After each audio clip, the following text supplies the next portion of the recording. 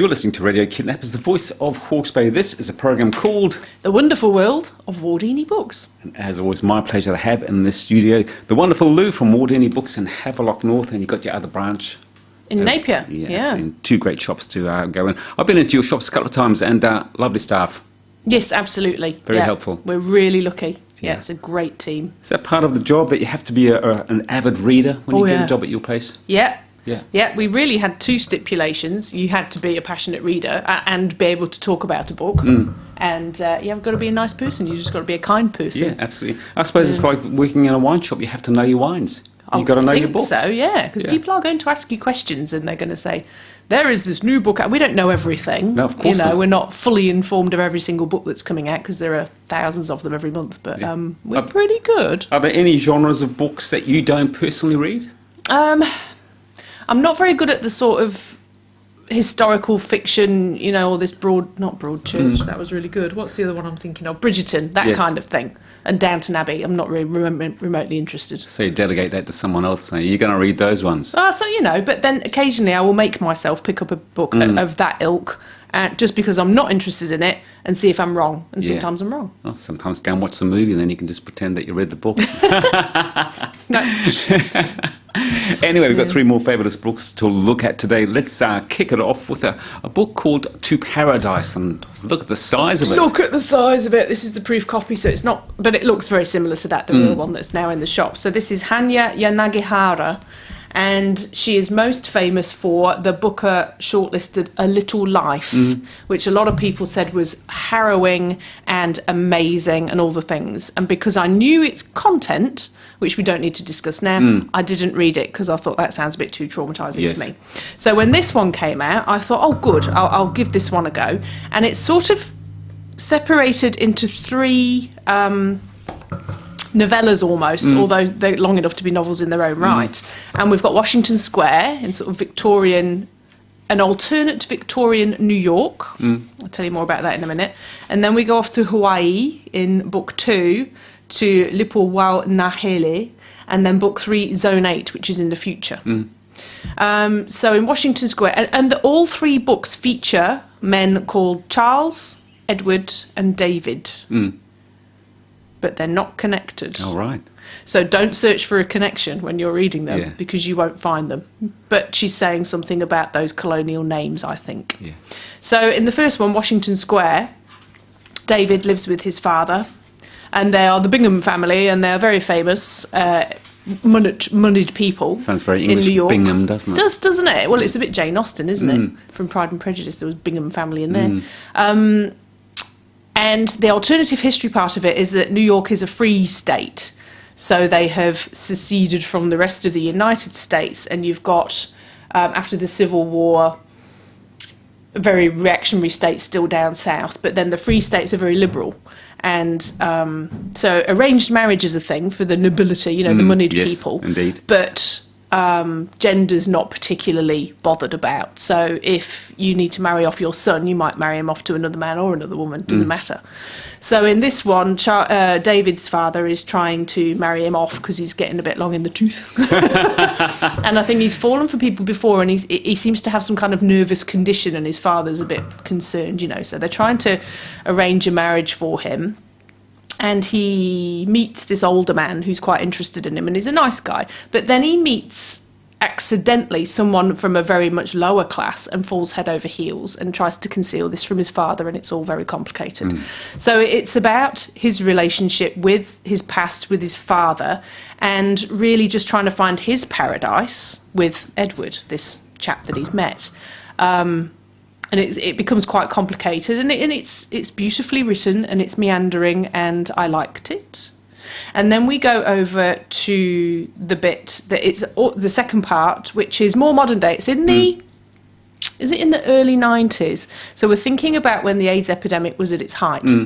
So we again have David, but David is the young son of the guy who would be the heir to the throne in Hawaii if there was still a throne in Hawaii and it hadn't been sort of colonised by the rest of America. So he's left Hawaii, young David, and he's gone to New York, and he's a paralegal, and he falls for one of the lawyers at his firm, you know, so he's the older guy. So he's the Charles in this instance, I think, and there's the David. And back in Hawaii, his father, who would have been the heir to the throne, is quite the pathetic character. So you're in New York, and there is the AIDS epidemic. It's got that backdrop going, and even, you know, a lot of gay men around them are HIV positive, but the richer ones are managing it because the drugs are there. And there is a death coming, but it's not an AIDS death.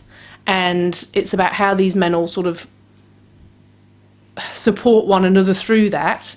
It is also about the moneyed part of it. And then back in Hawaii, the movement to reinstate the monarchy that goes nowhere at all, even though it could have done. But David's father, also called David the Elder, Kiwa, I think is their Hawaiian name.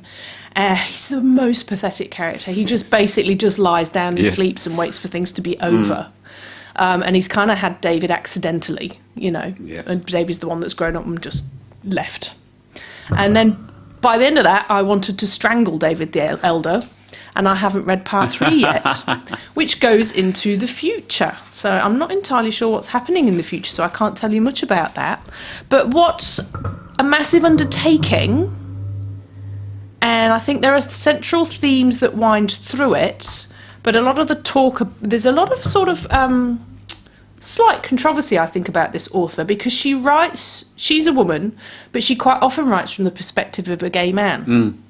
And so there's the whole appropriation conversation there, which goes up and down. Well, and she says, I will write about anything I want to write about. Yes, good. And she said that, and you could all bugger off. Yeah, fair enough. Yeah.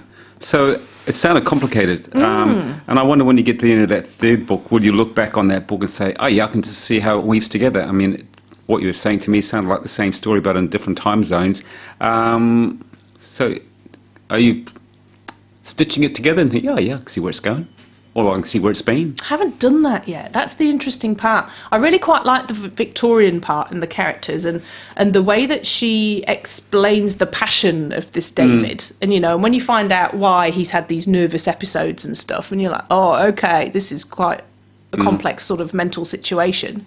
I really enjoyed that. And I did enjoy David the Younger from Hawaii and his life in New York, because it was very lavish. You know, his partner is very rich and they live in this gorgeous house and just around the corner from where the other house would have been. But yeah. Do you think it would have been better as a trilogy, or rather than jammed into that ginormous book? Good question, really. No, I think she probably needed to do it like this because people are saying, oh, it's an epic on the scale of War and Peace. And yes, clearly it is. It is. But I don't know. Should a book be difficult? Should you have to... I think sometimes you should. Actually, I'm answering my own question. I think sometimes you should have a challenge and you should have a mental challenge. But sometimes you just want to be entertained also. Yeah. How long would it take you to read that?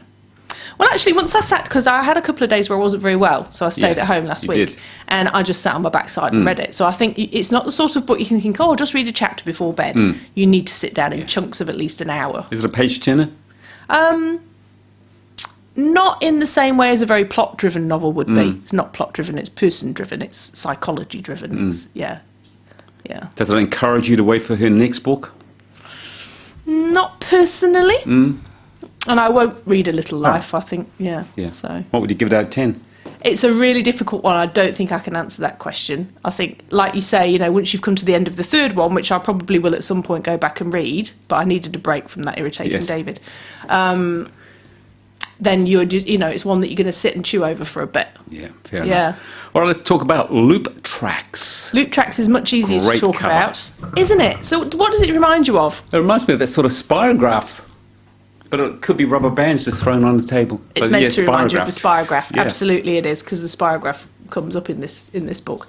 So this is a New Zealand book, Sue Orr, and it's published by Victoria University Press, who've just changed their name, and next time I'll tell you what that is. Yes. And it's made the Ockham long list. So we have the Ockham Book Awards in New Zealand. It's our personal book awards. And Sue's made the long list for that. And so this is set mostly around Wellington, but our young girl Charlie, she grew up in Auckland, and when she was 15 she gets pregnant to a boy out of party, you know, round the bonfire in the back of his red Fiesta or whatever it is. And so that happens, and she's so naive at that point that she's like, oh, I've got this bug, you know, and I don't feel great, and I'm finally getting curves. That's good, bit late, but you know, and you're reading it and you just think, Charlie. And Charlie's mum's the first to notice, and because of when it is, that's 1978. So her parents are devastated and ashamed, and they want her to get an abortion. So at the time that the clinic in Auckland had closed, there was no abortion clinic in Auckland, so girls and women were having to go over to Sydney. And of course it was illegal to have an abortion unless you could say, well, I have, you know, this is going to affect my mental health, which of course it would. We don't have that conversation anymore, fortunately, but very recently. So she sat on the plane ready to go to Sydney. And the plane is delayed, and it's delayed, and it's delayed. And there is an option at one point for them to, you know, if anyone would like to get off and rebook, we would totally understand that. And her 15, nearly 16-year-old brain just goes, yeah, actually, I'm just going to go and find this boy, and we can live happily ever after. Yes. I'm sure he loves me. And so she gets off the flipping plane, doesn't she? And then years later, this is very quick. This is a very quick introduction. And then years later, we meet Charlie, and she's a grandmother by this point, and she's brought up, since he was 4 years old, her grandson, Tommy, who is on some autistic spectrum. Okay, she's had to teach him how to read people's faces, and they have to go through conversations so that he can understand them. But he's 18, and he's heading off to university. He's bright as anything, all into maths, and then he's starting to get into politics later on. And then his father turns up, who has not been around for 12 years. Just sort of out of the blue, he comes back into their lives. And that is not a good thing, necessarily. And so that goes through Tommy's upbringing. It goes with what Charlie's been through and how lonely Charlie's become, really, being quite isolated with Tommy. And then the actual isolation of the COVID-19 lockdown and what the heck's going on with Jim, who is the son that she did have. Yeah, and where the hell he's been. Depressing, doesn't it? It's not. It makes you really think about relationships between parents and children, and really some very difficult questions. You know, when it's going through her mind at times, and you'll understand why if you read the book. I should have stayed on that plane. Yeah. Even though she's got this amazing grandson, you know. So there are some difficult questions in there, but it's beautifully written. I thought it was going to have a bright, happy ending when you said she's going to get off the plane, she's going to go and look for the dad, and they're going to live happily ever after. That's what she wanted to happen. Yeah, and that didn't happen. No. And that's life, isn't it? Yeah. So, good book. It's fabulous. You'd rate it. And it's loop tracks. Yep. There are loops, the story loops. And then when Charlie's a kid, she loved the old spirographs, so you're absolutely spot on with that. And Tommy brings out spirographs when he's describing arcs and patterns in things, because that's what his brain does. Easy to follow, or is it a backwards and forwards book? No, it's a little bit backwards and forwards, but completely easy to follow. She's a beautiful writer. She's a very down-to-earth observer of people, and because Charlie has had to interpret the world for Tommy, she's good at that. You know, and she when Tommy gets this girlfriend, but she wants to go somewhere else for lockdown, and she can see relief on this girl's face when she can leave, and you know, there are some excellent insights in there. We've had this conversation before, but you mentioned that book is written about being in New Zealand, Wellington and Auckland, the places that we all know. But I wonder, would that have translated into better sales internationally if she'd written about New York, London? Does that work or not? Or is that limit its potential, do you think, on the big picture? Commercially, it might do. I don't see why people abroad wouldn't want to read about Wellington. I mean, we read about New York and San Francisco all the time. I would imagine that that's not particularly Sue Orr's concern. I think she had a story, and that it's her creation, it's her work of art, and that's what it is, and it's bloody good. I mean, I love reading books where you say, oh yeah, I know Hastings and I know Napier, but I wonder if you want to be part of, do you have to leave the country, you know what I mean? That's really what I mean. Yeah. To be famous as a musician, do you have to go and play in New York or London, or can you do it from little old New Zealand? Yeah, it depends what you want. Depends what your intention is, doesn't it, I suppose? Yeah. Good job you put me down on that one. That was good. I didn't mean to put you down at all. We have got a good one to end the story with. program with today, and it's called The Story of Swoop. It's another Kiwi one. I don't know if you can tell that from the bush in the background. So this is written by Matt Owens and illustrated by Emma Gustafsson. And this is a true animal rescue story. And it's about firefighter Matt. There he is. Look at that. Would your little granddie like that page? He would love that. Yes, he'd love that. Because you've got a person in a firefighter suit and a fire engine. as well. Absolutely. So Matt's tootling along in the fire truck. I don't know if that part's actually true, and then he sees a little injured baby magpie. Oh, look at that. And he decides that baby needs rescuing, and it's too young to fly. It hasn't got its flying feathers, and he scoops it up and he takes it home and he gives it mushed up cat food. And Swoop survives the night. And if you can just see outside the window... Oh, yes, that's the old black cat looking at him for dinner. Yeah, sneaking around. But that's Matt's cat, and that cat is named Mowgli. And that's what Matt is quite worried about, that Mowgli will be quite dangerous to Swoop. But they actually... I'll find you a better picture. They are introduced and they become the best of friends. Oh, look at that. They love that sort of thing. I do. Those unlikely friendships. There are books about that. Although he does videos on the internet. He looks a bit dead on the left-hand page. No, they're sleeping. They're sleeping. But they have this great relationship. He's got dad Matt and he's got brother, or is she sister Mowgli? And but starts to wonder. They go on little walks together, and like, oh, well, that one looks a bit more like me. The kingfisher, or that Tui looks a bit more like me. And so Swoop goes out and says, am I like you, to the kingfisher? Oh, like you're a bird like me, but you look a bit more like the magpies. And she's too shy. She tries to go over and talk to the magpies, but she's a bit shy. She has a little play with the kids on the beach. Aren't they great drawings? Really good drawings. And there's a story about that at the end, actually, how the drawings came about.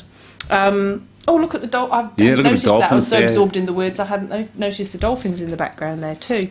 And eventually she does figure out that, she's kind of like, oh, but I'm a magpie, but I want to stay here with Mowgli, because they sleep on the end of the bed together, all curled up together with firefighter Matt. But she wonders if they are the real family, and yes, they are. And she gets this urge to leave with them, and so she does, but she does come back and visit every now and again with the family.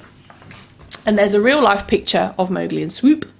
Look at that. To prove that it's true. How nice is that? And apparently, Swoop was visiting down the road, visiting this lady called Emma.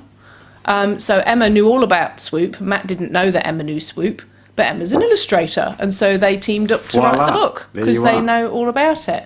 And isn't that just lovely? It is a lovely story, and it's got a happy ending, but it couldn't have got a better name, Swoop, because my wife got swooped by a magpie once over and over again. It landed in her hair. Yeah, they're very polarising magpies. Farmers don't like them, do they? No. And they're quite aggressive. Yeah. Did you laugh? Yeah, I laughed, I did, yeah. How did that go down? It's not very well. No. Yeah. If we want any of these books, where do we get them? Come to my shop, Wardini Books. Thank you very much. As always, my pleasure. Look after yourself. Talk to the same time, same place next time. Cool, thanks, Ken.